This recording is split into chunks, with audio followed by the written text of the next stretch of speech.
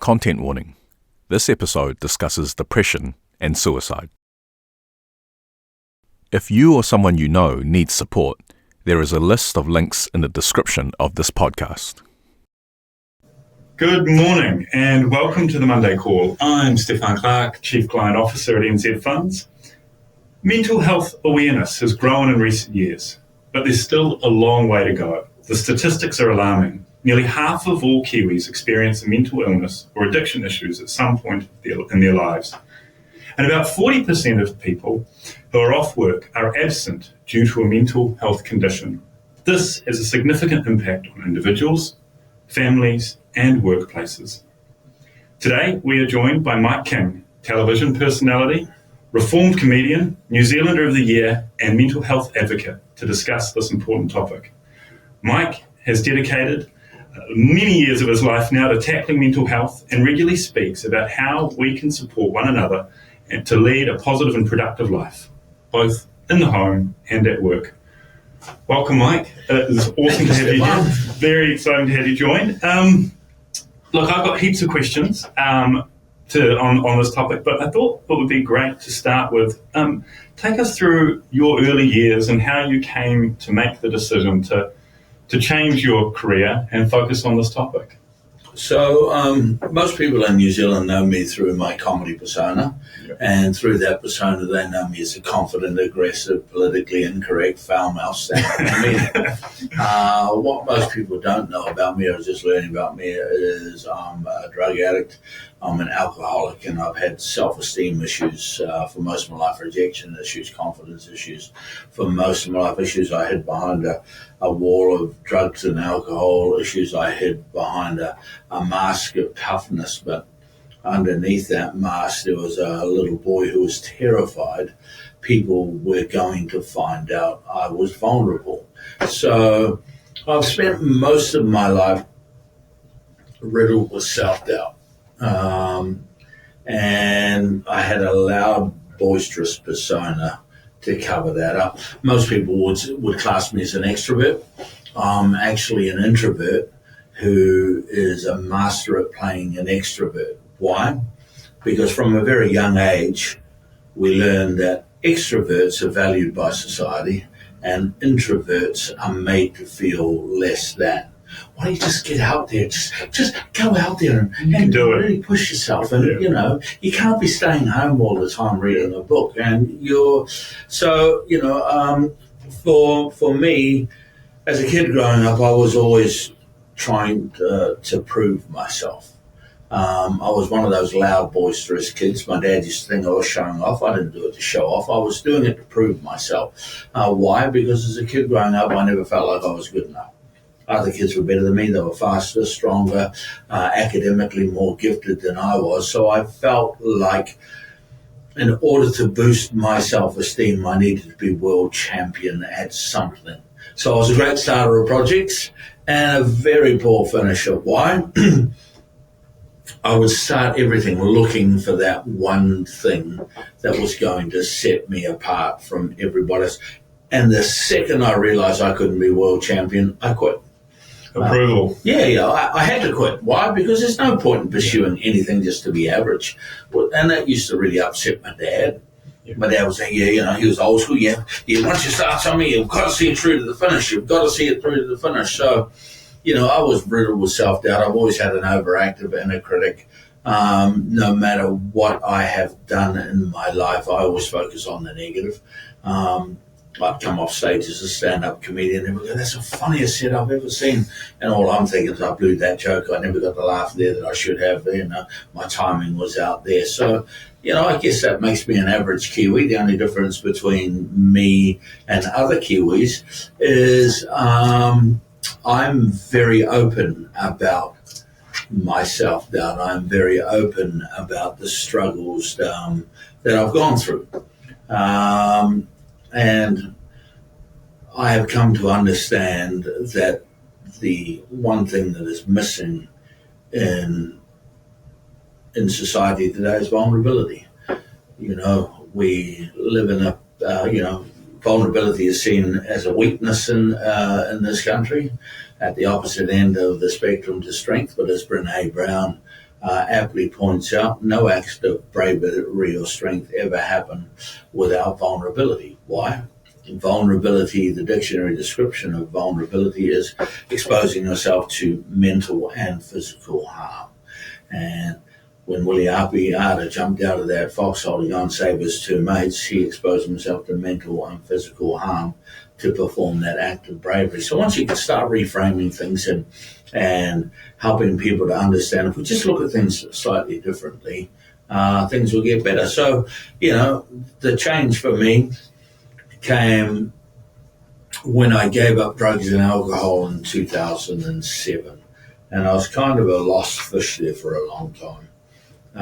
My comedy career, or my style of comedy, came a two halves style of comedy, misogynist, homophobic, what would I call it? I'd call it construction site humour had come to an end. There was a new era coming in, so I could see the writing was on the wall for my style of comedy. I wouldn't say being cancelled, I was cancelling myself. And so then one day a lovely district court judge, an Auckland district court judge, gave me 200 hours of community service for riding my motorbike without a license. I thought that was pretty harsh. I mean, I know criminals that are getting, like we've got, I heard on Hoskins this morning, we've got 100 murderers on ankle bracelets at home. So 200 hours, I was very resentful, I was very angry. And while I was sitting at home trying to figure out how I was going to serve my community's 200 hours, I got a phone call from a principal in Taipa area school. And this particular principal used to come to Auckland every weekend. I think his family was in Auckland, and he was a principal, and he would drive home on a Sunday night.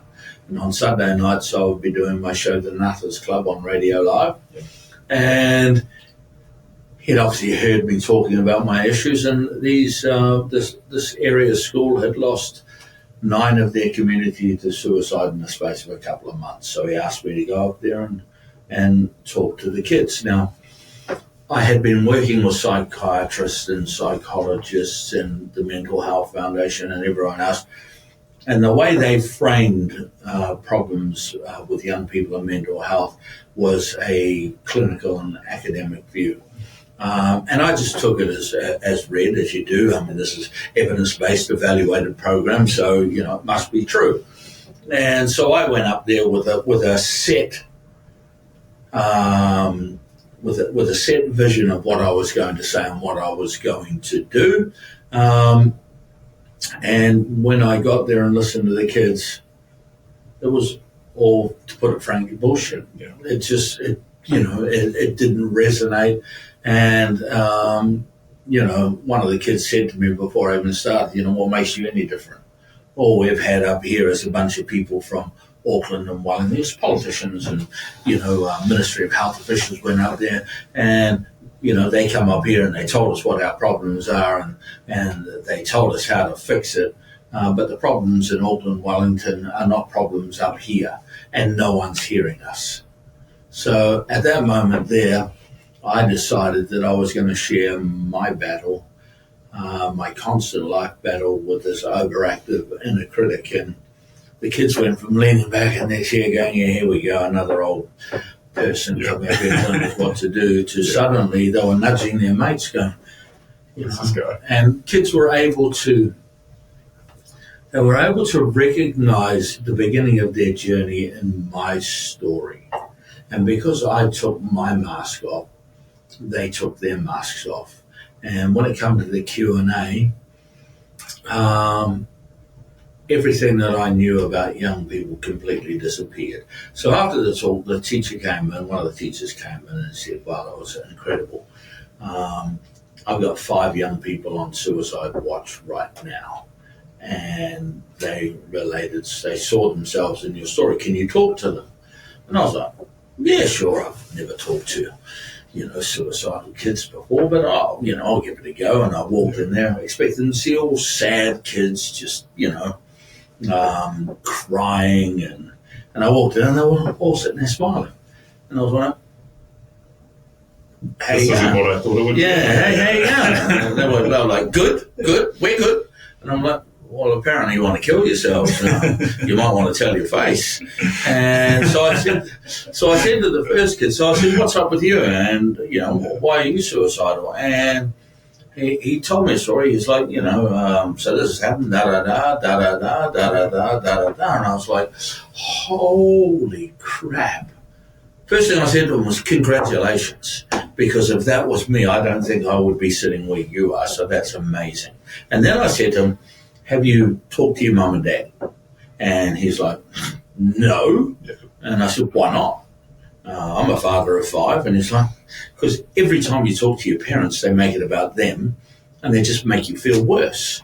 And I go, can you give me an example? He went, yeah, sure, da-da-da. And I was like, oh, shit, I do that. Da-da-da, da-da-da, da-da-da. And I was like, everything that he said, I did with my own kids. So at that moment, I did what every adult does. I went to the next kid. I said, what about you? As a young Māori boy, good-looking kid.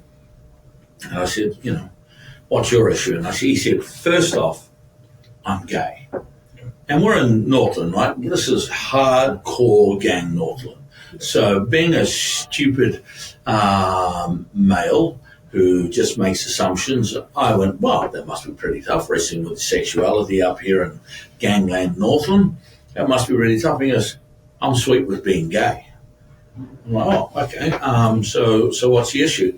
And he said, I'll never forget, every time I hear the word fat, hoe, gay, pork, even from my friends who I know love me, I think, well, this is how the world sees me, and what's the point?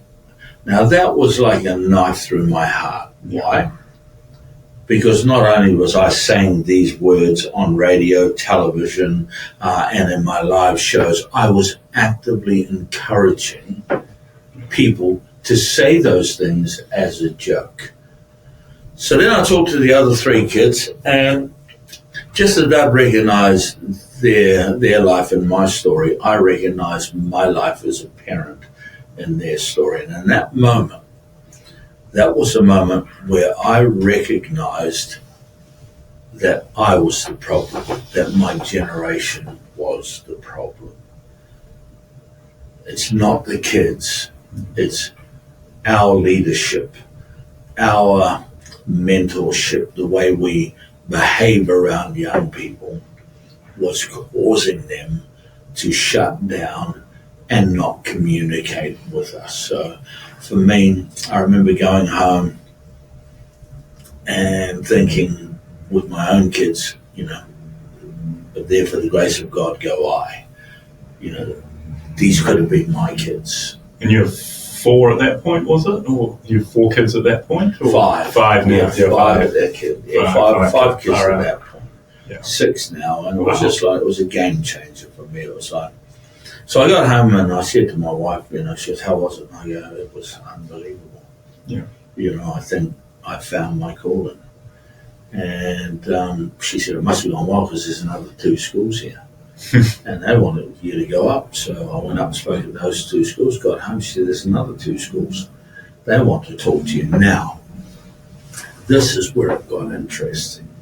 So I had 3 schools now in Northland. And they love what I'm doing, and there's more schools booking.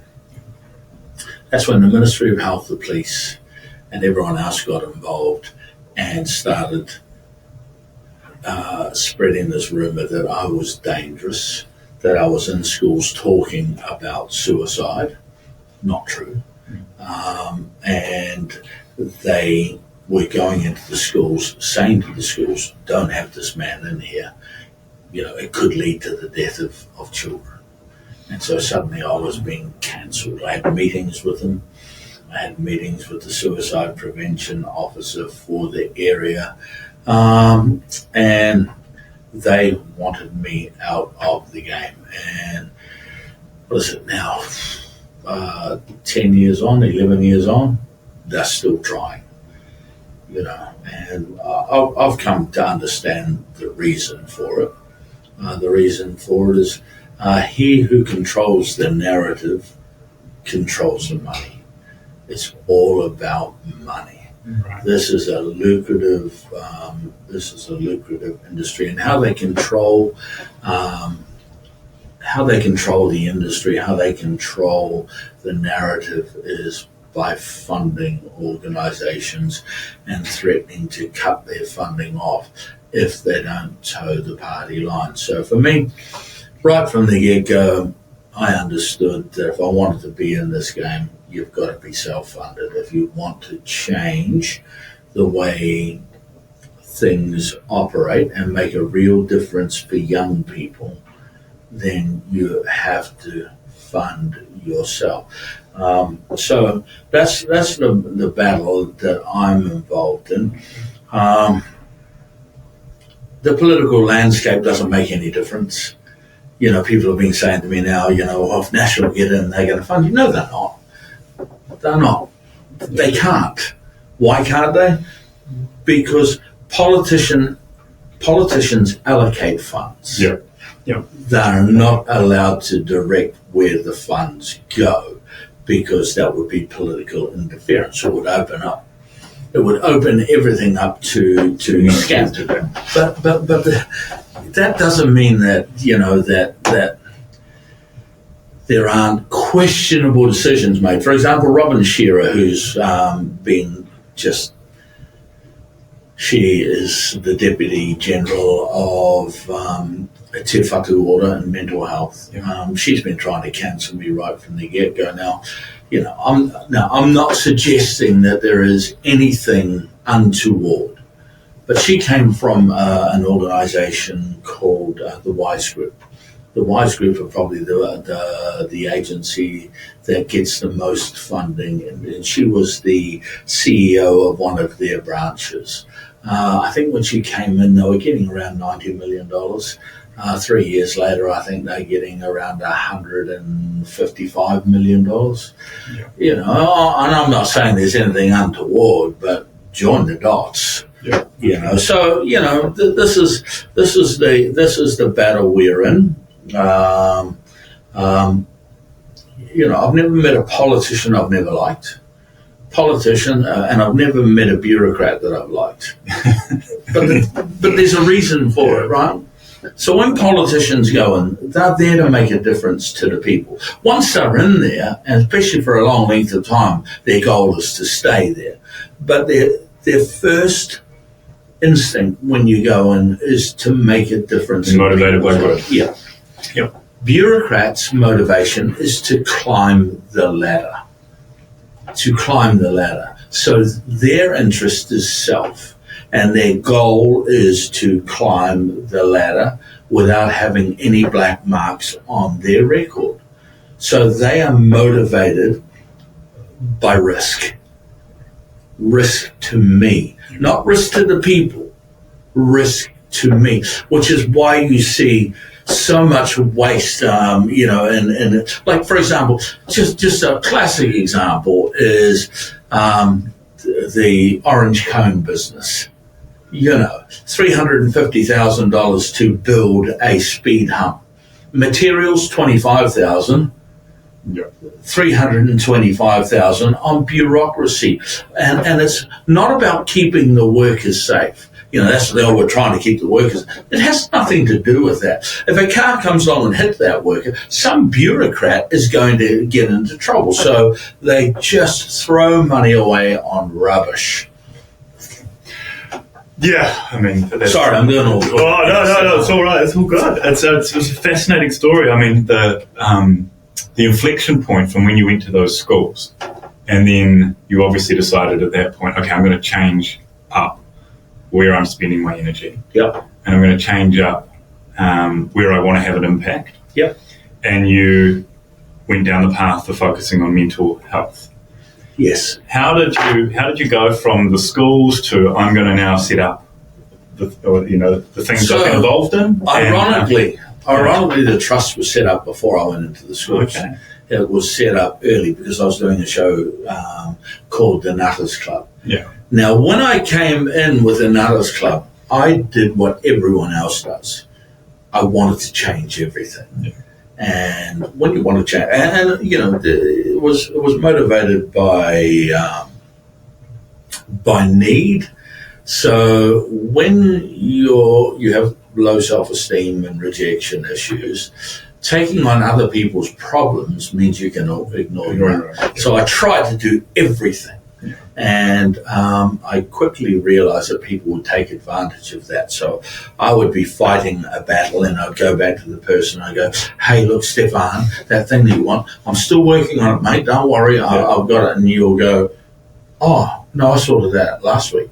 What are you doing? Did you think to tell me? Yeah. Because I've been carrying. So I quickly, realized that you can't be everything to everyone. So I went straight down to the sharp end, which is we have the highest youth suicide rate in the world at the time. I think we're second now. And that's where I wanted to make the difference. And I did not know where I fit. When I first came in, I was frustrated. It was really frustrating for my board because they knew that by me going in and sharing my story, their whole thing was, let's just get lots of my kings into schools and this is the answer. And I was like, no. And they're like, why not? This is, what you're doing works. So we get other celebrities. I go, we still don't know what the problem is. We're on to something.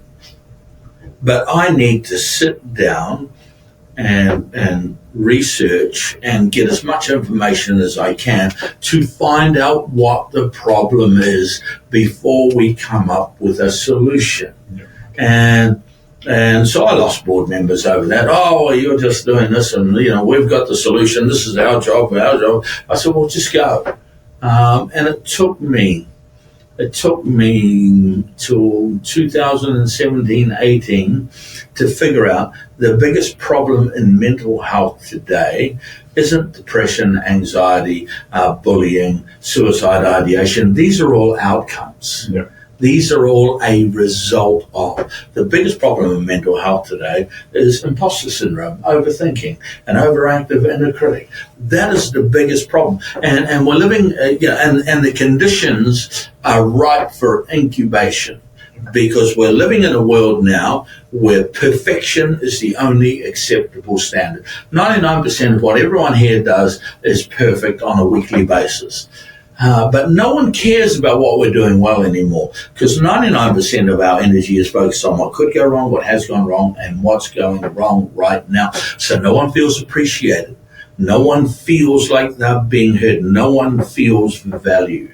So what's happening there is we're all putting on this mask and pretending we've got our shit together. Now, but most of us don't. Well, none of us do. But imagine, and that's fine because we've got water under the bridge, right? We've got coping skills. But imagine you're a child. Respectfully, I say this. I would hate to be the child of anyone working here or anyone watching this. Why? Because you're all perfect.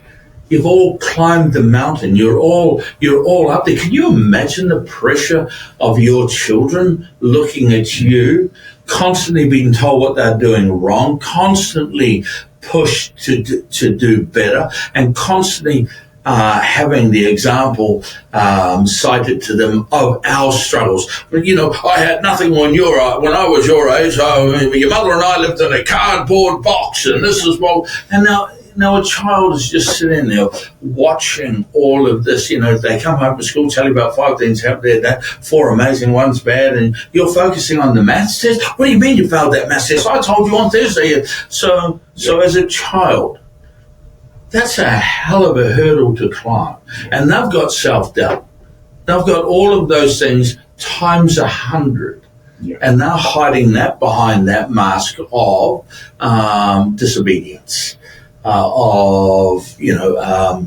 PlayStation, anything to get them out of that world so they can ignore that inner critic. So what do adults do to ignore the inner critic or to overcome the inner critic? Where have you got to and you're thinking about it as a person with an overactive? Well, it's really simple. We're all addicted to something. Men and women today have become addicted to their jobs. Why? Because you can use the credit card as an example of what a great parent I am.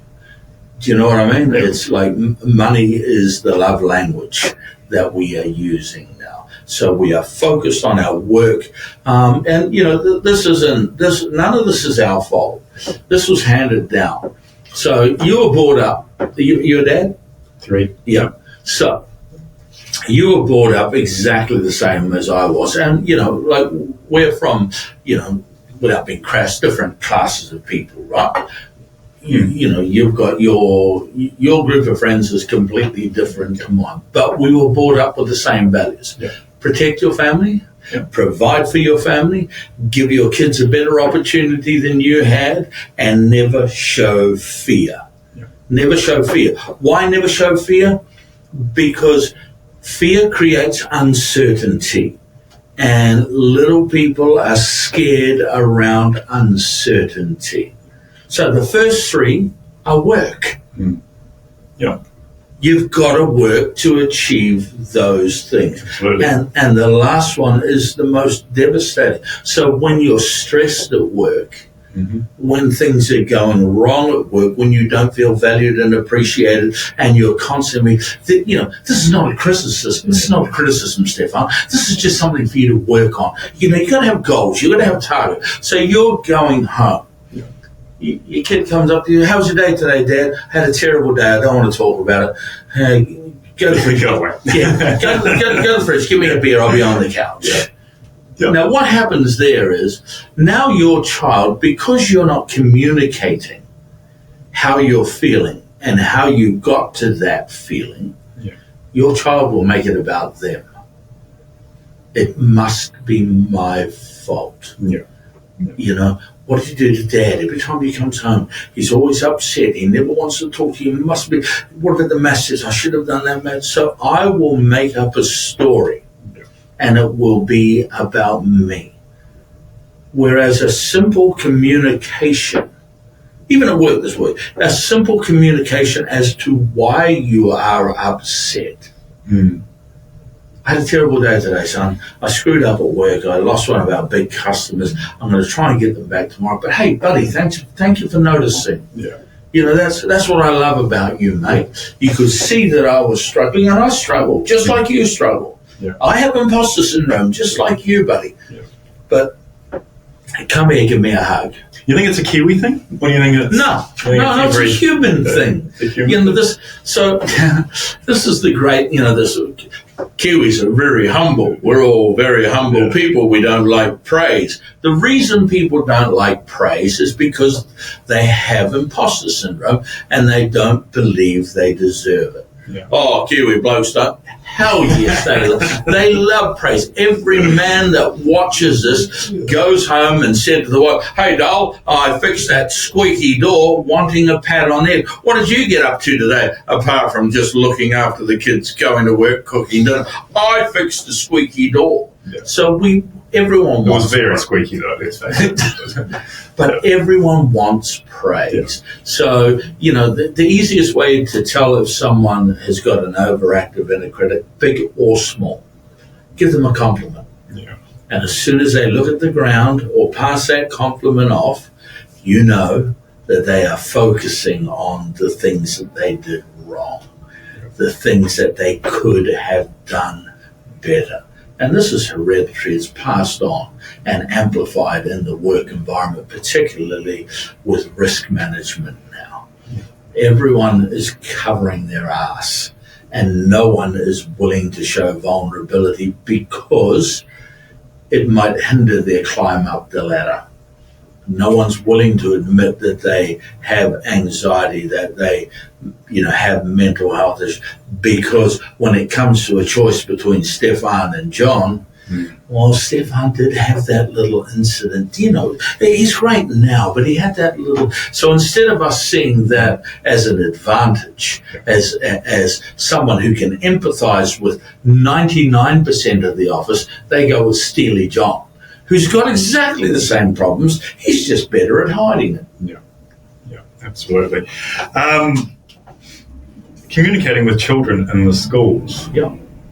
You've done a lot of that. So tell me about how, what you've learned through that process and the language you use and, what it is that connects with them, because you're going into lots of different schools, aren't you? The only thing that connects with kids is authenticity. Kids can spot bullshit from a million miles away. So I communicate with them exactly the same way that I am communicating with you. My gift is I can turn complex problems into bite-sized chunks that people can understand. That's why I resonate with the public, simply because I take a big problem and I make it uncomplicated. And I'll give you a classic example. If you had someone here, even Nigel Latter, if you said to Nigel, so why have we got such a high suicide? Well, it's a very complicated issue, Stefan. It's very multiple factors. Multiple, yeah. So So it's so complicated. In fact, we don't want anyone talking about it because talking about it is very dangerous. So I've got the white coat. I'm the expert. Yeah. Leave it with me. Suicide ideation is simple. There are 3 reasons people take their own lives. 1, I'm hurting. I'm in pain, and I want the pain to stop. Whether it's, if you're older, physical pain, whether you're younger, it's mental pain. Everyone says that this is going to be a passing phase. Everyone says that it's going to go away. But every day I wake up and it's there, and I just need it to stop. So 1, I'm hurting. 2, I'm causing hurt. I feel like with my hurt, I'm a burden to everyone. I walk into rooms, I suck the oxygen from the rooms. Everyone's sighs, or in my imagination, everyone's sighs when I walk in. Look, if I'm not here, you can get on with your life and everything. Your life will be much better without me in it. So 1, I'm hurting. 2, I'm causing hurt. 3, I want to cause hurt. You hurt me, I'm going to hurt you. So at the heart of all suicidal thinking is just people who are hurting. They're not drama queens. They're not attention seekers. They're not all the cliches. They're not selfish. All these cliches we throw out to make ourselves feel better. Yeah. Instead of going, why didn't my friend come to me when he died? What a selfish bastard. Totally. So we're always looking. So at the heart of all suicide is hurt, and our job as a society is to help carry people over that hurt when they're going through it, or proactively do what we do, go into schools and normalize emotions and normalize thinking.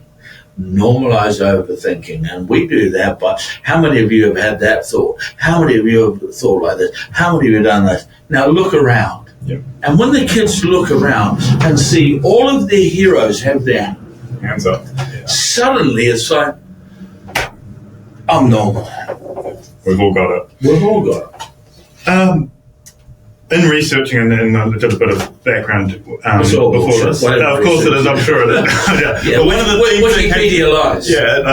of the things that came through was a real focus from you on shifting the narrative to positive thinking and being constructive in how you move in the workplace, at home, in your personal life. What do you do practically to, I guess, when you identify that, say you've got an inner critic humming away, but that's holding you back and you're standing in your own way and doing something that's important to you? What do you have techniques, or how do you think about cutting through that? 2 points. 1, I'm 61 years old. I'm in the final 100 meters. I've had 2 major strokes.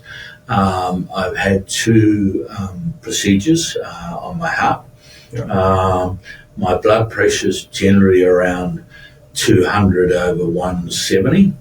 I don't notice it. I feel great. I've never felt any, but it's there. There's an inevitability. So for me, I've spent 30 years of my life having fun.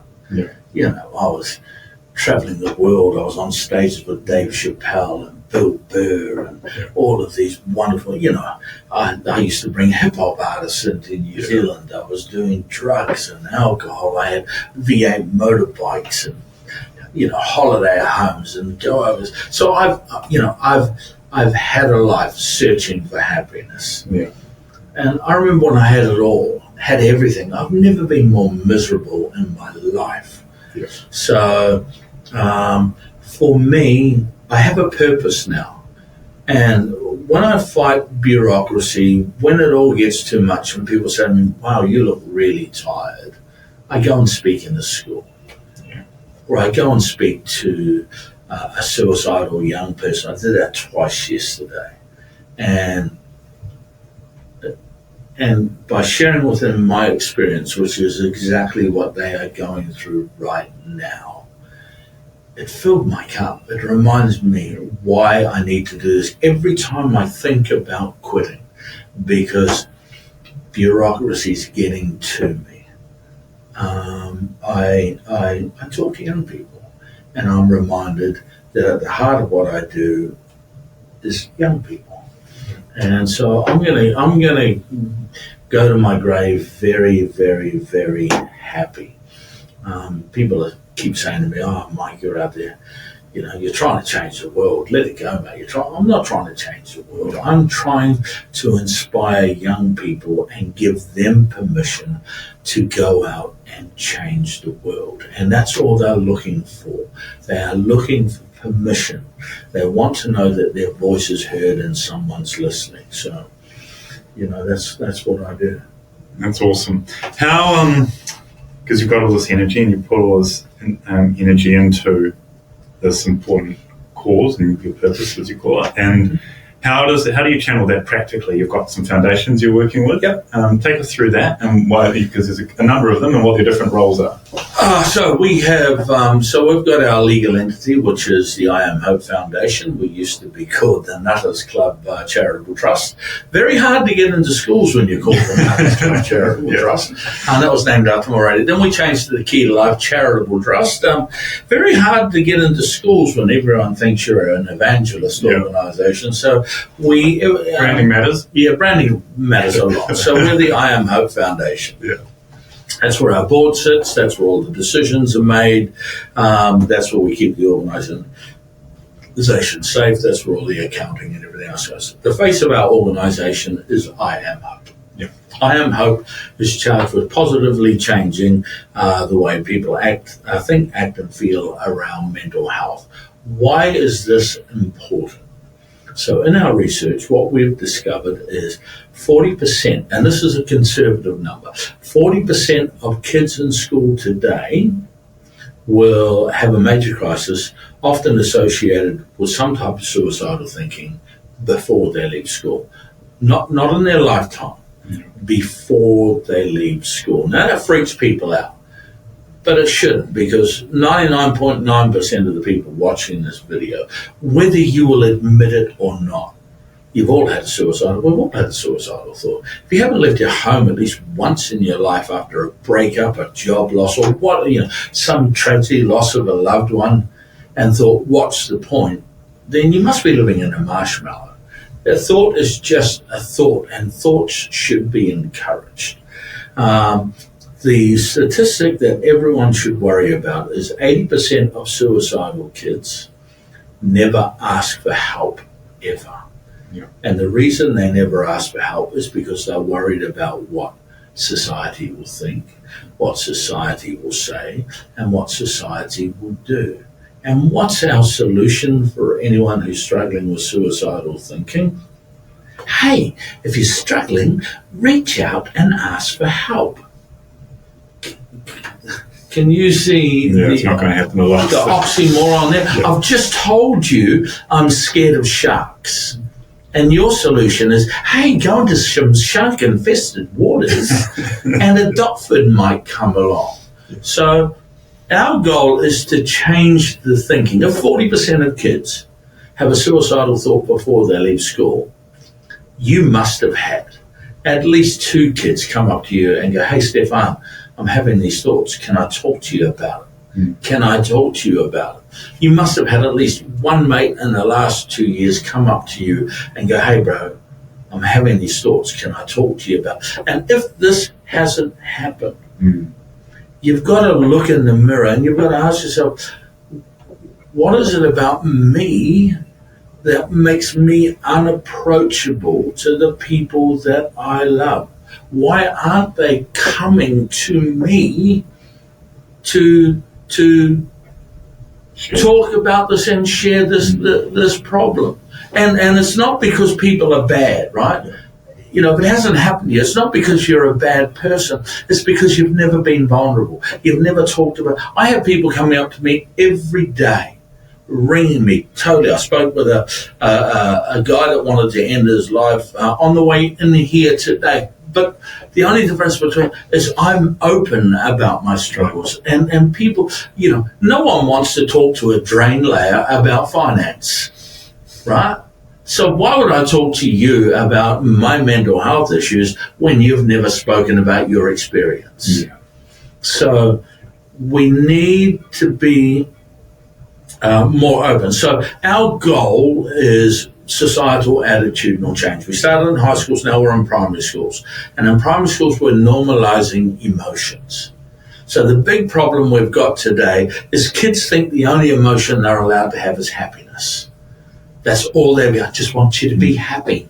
I just want you to be happy. Now, what you're saying to a child when you say that is, I want the best for you. I love you and I want the best for you. You know what your child's hearing? Any other emotion is unacceptable. Yeah, of course. So I've got to hide. I have to hide. And, you know, so our goal is to normalize emotions. So I liken emotions to seasons. Summer happy, winter sad, autumn anger, and spring new growth. Now, you say to the kids, so what emotion? Happy. Summer's the best, right? Yes, love summer. What wish we had longer summers? Yes. What happens if it's sunny 365 days a year, kids? Everything dies. These other emotions are important. You need rain. You need sadness. It's part of who we are. Lean into it. Anger is probably one of the most important emotions that we have, yet we stifle it. You go and sit in the corner. You don't be angry. It's like suppressing a hurricane. Like now storms are, they're bad. And sometimes they can be fatal. But again, you've got to lean into it. So what do? I tell parents, if you've got a young boy particularly who's always angry, get a big block of wood, put it in your backyard, and get a sledgehammer. And just let them go out there and just take their anger out. Because the anger is dissipating. It needs to come out. And then spring, reflection. What did I go through? What did I learn from this? This is where resilience comes from. Yet we've got people in schools right now teaching kids how to be resilient from a book. It's like teaching a boxer how to box out of a book. The only way you can be resilient in the boxing ring, guess what? Get punched in the face. And the more you get punched in the face, you go, I've got to move my face. And I've got to put my guard up. And now I'm becoming resilient. I can do all of these things. Life isn't learned from a book. So you've got to give them an opportunity to lean into those experiences and take their anger out in a constructive way so it gets out. So that's I Am Hope Shop. Now, so when we started, we were doing this thing. We always encourage counseling. That was, for me, the key to my story was sharing my experience with a rich white counselor from Mount Eden. Like, the counsellor I wanted to see was from, I'm a working class Māori boy from West Auckland, so I would love to have seen a working class Māori girl counsellor, right? Or a Māori boy counsellor. And when I walked in and saw this woman, I thought, holy crap, what the hell can she do for me? She's not from... But the mere fact that she wasn't associated with my class of person enabled her to have a neutral view of everything, and she saved my life. So I share that story with the kids, and I encourage counseling. I encourage them to go see it. So when I started in 2013, kids would ring, and they would say, hey man, because every kid gets my phone number, right? So on all the handout, not a helpline, my number. So they would text me and they would ring me, hey Mike, it's a great talk. I want to talk to someone, but there's no one here. Or the counsellor's my mum and dad's friend, the counsellor's a teacher, there's no privacy. So where do you live? I would book them the counsellor and I would pay for it. Our organisation would pay for it. By 2018, it was running us at about 10 grand a month. So we're just flying under the radar at 10 grand a month. Then someone came up with the idea of Gumboot Friday. So having depression, not only is it like walking through mud, having depression, you're suffering in silence and you think you're the only one going through it. So if for one day a year, people put on gumboots so you can recognize a fellow sufferer or someone I can talk to. So we had this idea for Gumboot Friday. Now, the person who gave me the idea said you can raise money for your charity, and I saw that as the perfect opportunity to fund free counselling. So in our first year, we decided that we were going to donate the money. Now, whenever you see people shaking a bucket, do you go, how much is my money going to the cause, and how much is? So we came up with this idea, or I came up with this idea. I had 120 grand a year that I was already holding on to. I know nothing about finances, so I thought, that's enough to cover the admin. I can pay someone full-time to come in and do the job. So we'll donate 100% of people's donations directly to the council. Worst business plan in the world. Because now, 2 years ago, Gumboot Friday was funding 560 sessions a month, or $78,000. Now we are funding 3,400 sessions a month, and it's costing me $520,000. So I have to go out every month and find $520,000, and we're not funded. So that's just to pay the counsellors. Then I've got my organisations to pay for the wages, all the rest of it. So that's serious thing. That's my burden, and I'm happy. Now, why have the numbers climbed? Ask me why the numbers have climbed. Tell me, Mike, why have the numbers climbed?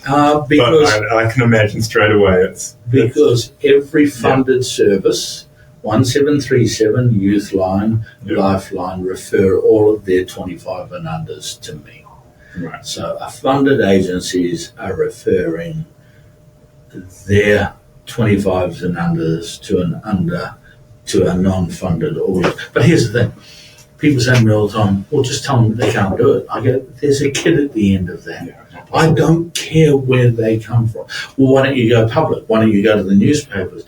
Because if I did that, the bureaucrats at Te Whatu Order wouldn't come at me. They'd go to those organisations and say, do not fund, do not direct anyone to Gumboot Friday. Now, this is why I don't like bureaucrats, right? They don't care about the kids. All they care about is how they look. They have no interest in our kids. They have none. But they would rather sacrifice kids' lives than look bad or have to fund.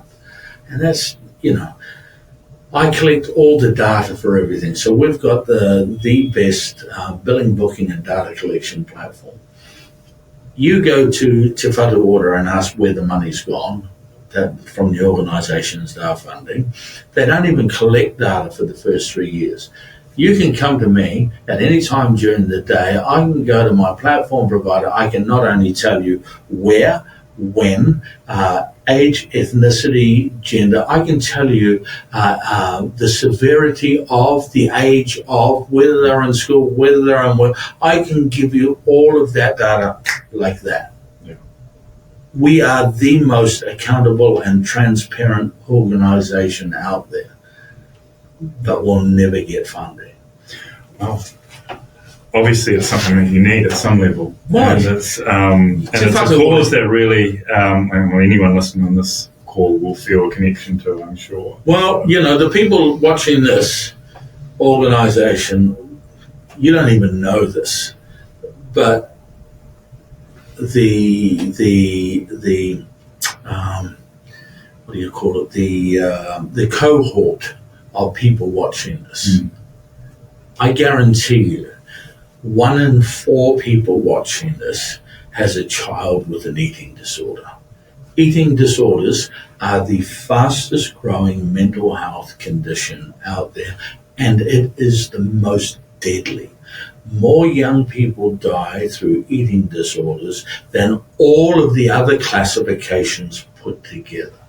It is deadly. And in order to see a specialist in eating disorders, you can wait up to 18 months before you can see something. And the bigger problem that you have got is your ethnicity. Your ethnicity. This bureaucracy has made mental health, youth mental health, an ethnic and an economic problem. It is a brown, lower socioeconomic problem. I don't know how many times I have been told by bureaucrats that, Mike, the problem with you is you're giving free counselling away to kids whose parents can afford it. That's racist. I don't care what colour, how you paint it. They are all our children, and every child deserves care. But by making it an ethnic problem, and there is evidence to back it up. Right? There is evidence to actually back it up. But just because something's a good thing doesn't mean it should be done.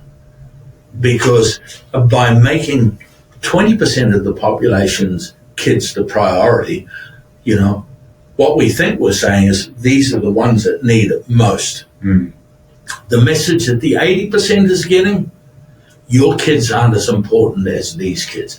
And no one is more important than our children. And just because you have the means to pay for care doesn't mean you can find a counsellor. Doesn't mean you can find the help, even in the private sector. So we're kind of like the Corey Lounge of care. I had a friend come round, her daughter's got an eating disorder, 10 years old, and cutting. She said to me, she's Māori too, and she said, I'll go and see a Māori, I'll get her into a Māori. I said, no, you won't.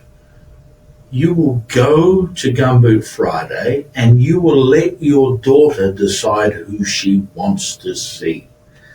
She decides, not based on ethnicity, based on what she is seeing and what is written. So she got a counsellor, and her mum rang me afterwards and she goes, oh my God, bro. As soon as it was over, our girl said to me, Mum, can Julie be my counsellor all the time? Boom. We've got to put the needs of the kids first. The other thing that jumps to mind for me is that comment you made earlier about not wanting the parents to know, and the privacy of the fact that the kid wants to be able to talk to someone without. And if you're funding through your parents, through a distinction that way, then that's not possible. Well, so kids don't ask for help because they're worried about what society will think, say, or do. The number one reason kids give me for not talking to their parents about their mental health problems isn't they're dickheads, they're from a different generation, they don't love me, I don't love them. The number one reason kids give me for not talking to their parents is I don't want to hurt them. My mum and dad love me so much. My mum and dad have sacrificed so much. I can't now go and throw in their face that I want to die. Now, this is the selfish generation, right? This is the generation we're saying these kids are so selfish, they never think of anybody else. Think about that. Your child would rather die than tell you they are thinking about dying. That's the ultimate sacrifice. I would rather die than hurt you by telling you I am thinking about it. So we're the problem. We are the problem. We need to create a space where our kids feel like they're talking to someone who has shared the same journey. We're not and the timing's everything. The time that we do talk about these things with parents, or the parents talk about something, is when our child comes to us. Don't worry, son. I had plenty of other fish in the sea, mate. I remember my first girlfriend dumped me too, mate. I remember that. But I went fishing. I caught your mum. Hey, you got a good catch there. So that's not the time. Yeah. The time to talk about our journeys is bedtime. It's like dinner time, sharing those things. You're lucky, mate. When I was your age, I remember this girl dumped me. Mate, when your age, I remember when I lost Gran. When Gran died and I was your age, this is what I went through. And you're opening it up so they can recognize what they're going through in your story and know that they are normal. Okay, so Gumboot Friday has obviously become quite a thing. Mm-hmm. You must be proud of that. Very. And do you have goals for it? Where do you see it going from here? So every year it's going to double. So this year I need $6 million. Next year I'm going to need 12. Why? Because it's fast and efficient. My friend who that I was just talking about, her daughter, she went on the Gumboot website on Sunday afternoon, and they were talking to their counsellor on the kitchen table that night. So it's a service that is fast and it's efficient. But we are controlled by how much we can fund. So at the moment, I have 539 counsellors, psychiatrists, psychologists on my web, and even got a doctor on my webs, on the Gumboot Friday platform. I could jack that up to 3,000, and don't you believe any of the BS that there aren't enough counsellors. There are more than enough. There are more than enough counsellors. There is just no one willing to pay them what they are worth. So, I'll give you a classic example. So 3 years ago, the Ministry of Education put forward $44 million to do 100,000 counselling sessions a year. And so that's $110 a session. Well, first off, you can't do it, so it's doomed to fail. The average for our counsel is $150 an hour. So 110,000. In the first year, they could only complete 8,000 sessions, I believe, at a cost of $6 million. Something ridiculous. It worked out about $485 a session. $485 a session. But of that, the council was getting between $30 and $60 an hour. So where's the other $425,000 going? It's spent on admin. It's like a taxi company. You need a building, you need people outside the building, inside the building, you need taxi ranks, you need taxis. In order to get the taxi, you have to go to the taxi rank, and you're only allowed to take the first cab off the rank. This is under Access and Choice, the Labor government's $1.9 billion plan that they put in place. What did we do? We invented Uber, and we pay you whatever you want to be paid. And they're coming to us saying, you're paying councillors $150, that's too much, you're paying $485. But we're only paying the councillors $60, so where's the other $425? Yeah, okay.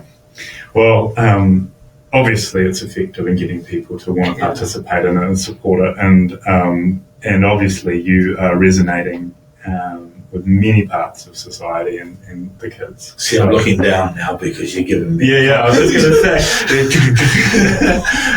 But I think we'll leave it there, Mike. I have really, really valued today's conversation. Lots of major insights. I'm hopeful that it continues to double as you wish, and it's a real pleasure to be around someone who's got such a clear purpose and making a difference in the lives of society and our children. So thank you for your energy. Thank you, Stefan. And I think I'm the first guest that you've ever had that is shit with money. You'll be surprised. All right. Hey, thank you, everyone. And thanks, Mike. That's great. To support I Am Hope, head to iamhope.org.nz.